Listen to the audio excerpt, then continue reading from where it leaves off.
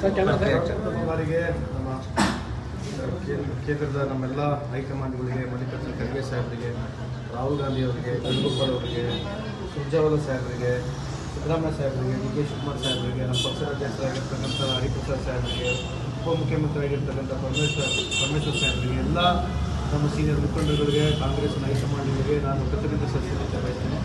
ಮತ್ತೊಮ್ಮೆ ನನಗೆ ಅವಕಾಶ ಕೊಡಲಿಕ್ಕೆ ಪ್ರಾಮಾಣಿಕವಾಗಿ ಸರ್ಕಾರಕ್ಕೆ ಒಳ್ಳೆಯತಕ್ಕಂಥ ಕೆಲಸ ಪ್ರಾಮಾಣಿಕ ಮಾಡ್ತೀನಿ ಅಂತ ತಮ್ಮ ಮುಖಾಂತರವಾಗಿ ಹೇಳಿದ್ದೀನಿ. ಮೊದಲ ಹಂತದಲ್ಲಿ ಮಿಸ್ ಆಗಿತ್ತು, ಈಗ ಸಿಕ್ಕಿದ ನಿರೀಕ್ಷೆ ಇತ್ತು ಸರ್?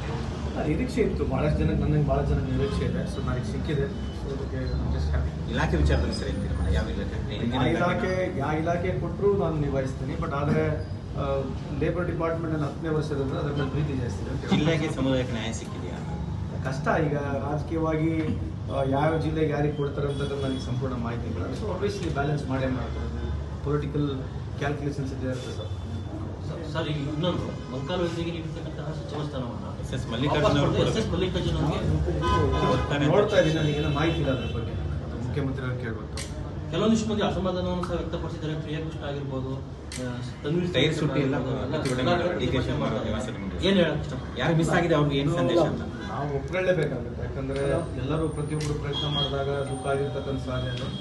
ಅದಕ್ಕೆ ಹೈಕಮಾಂಡ್ ಇದೆ, ಪಕ್ಷದ ಮುಖಂಡರುಗಳಿದ್ದಾರೆ. ರಾಜಕಾರಣದಲ್ಲಿ ಇದು ಸಹಜ. ಈಗ ಹೊಸದಲ್ಲ. ಎಲ್ಲ ಪಕ್ಷಗಳು ಯಾವುದೇ ಸರ್ಕಾರಕ್ಕೆ ಬಂದಾಗ ಮತ್ತು 2ನೇ ಬಾರಿಗೆ ಕ್ಯಾಬಿನೆಟ್ ವಿಸ್ತರಣೆ ಆದಾಗ ಅಥವಾ ರೀಶಫಲ್ ಆದಾಗ ಈ ಥರದ್ದು ನೋಡಿದ್ದೀವಿ. ಸೊ ಅದಕ್ಕೆ ಹೈಕಮಾಂಡು ನಮ್ಮ ಲೀಡರ್ಗಳಿದ್ದಾರೆ. ಅದ್ರ ಬಗ್ಗೆ ಅವರು ಪ್ರತಿಕ್ರಿಯೆ ನೀಡ್ತಾರೆ. ಅದರ ಜೊತೆಗೆ ಅವರು ಯಾರಿಗೆ ಅಸಮಾಧಾನ ಇದೆ ಅವ್ರ ಬಗ್ಗೆ ಅವ್ರು ಮಾತನಾಡ್ತಾರೆ. Okay, thank you sir.